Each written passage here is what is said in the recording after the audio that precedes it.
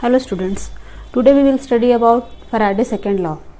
Faraday second law में हमें देखना है कि when the same quantity of electricity passed, same quantity of electricity जब हम पास कराते हैं उन इलेक्ट्रोलाइट्स में जो कि सीरीज में हो, यहाँ जैसे दो एक साथ कनेक्टेड हैं, ऐसा 3 भी हो सकते हैं, 4 भी हो सकते हैं, ऐसे इलेक्ट्रोकेमिकल सीरीज होती हैं सेल की। तो जब उसमें same quantity of electricity pass करेंगे हम, तो डिफरेंट इलेक्ट्रोलाइटिक सॉल्यूशन पे जो मासेस होंगे, उनके जो सब्सटेंस डिपॉजिट होंगे, इस पे जो सब्सटेंस डिपॉजिट हो रहे हैं वो क्या होते हैं, डायरेक्टली प्रोपोर्शनल होते हैं उनके इक्विवेलेंट वेट के।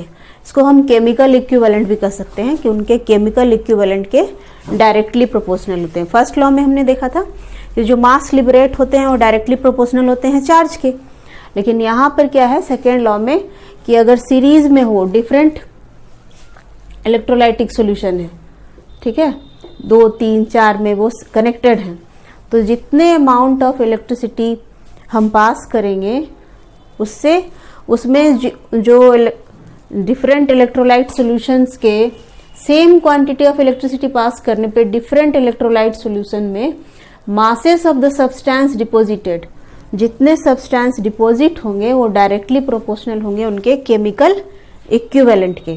अब यहाँ एक नया वर्ड आया, केमिकल इक्विवेलेंट या इक्विवेलेंट वेट क्या है। तो पहले हमें देखना है कि एटॉमिक मास क्या होता है, ये आपने पहले भी देखा था फर्स्ट चैप्टर में, एटॉमिक स्ट्रक्चर में। एटॉमिक मास क्या होता है, जैसे मान लीजिए HCl है, उसका एटॉमिक मास हमें निकालना है, तो हाइड्रोजन का एटॉमिक मास 1 होता है, क्लोरीन का 35.5, तो इसका कितना हो जाएगा 36.5। अब इसका अगर इक्विवेलेंट वेट निकालना हो तो इक्विवेलेंट वेट क्या होता है, एटॉमिक मास और जितना उसकी वैलेंसी है या जितना चार्ज है उस पे उसका रेशियो।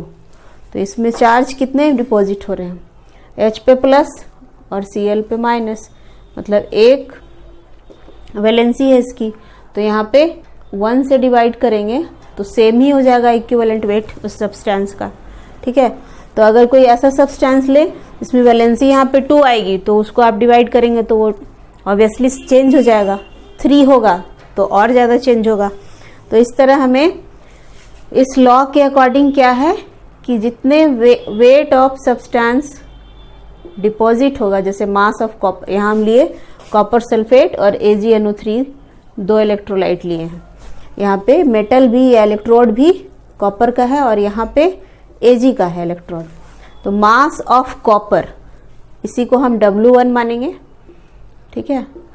मास ऑफ Ag दूसरा इलेक्ट्रोलाइट का है सेल का, तो इसको W2 मानेंगे। Equivalent weight of mass of copper जो होगा वो इक्विवेलेंट वेट ऑफ कॉपर के प्रोपोर्शनल होगा, तो इसको हम E1 बोलेंगे। और मास ऑफ Ag जो होगा वो इक्विवेलेंट वेट ऑफ Ag के प्रोपोर्शनल होगा, तो यहाँ पे हम इसको E2 बोलेंगे। तो यही इसका कॉन्सेप्ट है इसमें कि सेकेंड लॉ में हम क्या देखते हैं कि masses of the substance deposited mass जो है वो डायरेक्टली प्रोपोर्शनल होता है किसके, इक्विवेलेंट वेट के। और इक्विवेलेंट वेट हम कैसे निकालते हैं वो आप देख लिए कि एटॉमिक मास और उसकी वैलेंसी का जो रेशियो होता है चार्ज का, उसी को हम बोलते हैं इक्विवेलेंट वेट। तो डिफरेंट इलेक्ट्रोलाइट के आप एटॉमिक मास और इक्विवेलेंट वेट निकाल के चेक कर सकते हैं कि कैसे निकाला जाता है।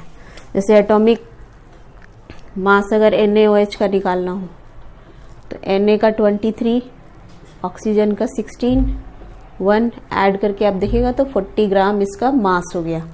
अब इक्विवेलेंट वेट निकालेंगे तो इस पे भी प्लस चार्ज है 1, इस पे माइनस, मतलब इसको 40/1 करेंगे तो इक्विवेलेंट वेट सेम आ जाएगा 40, ठीक है। तो नेक्स्ट सेशन में हम इसके बारे में और स्टडी करेंगे। Thank you for this session.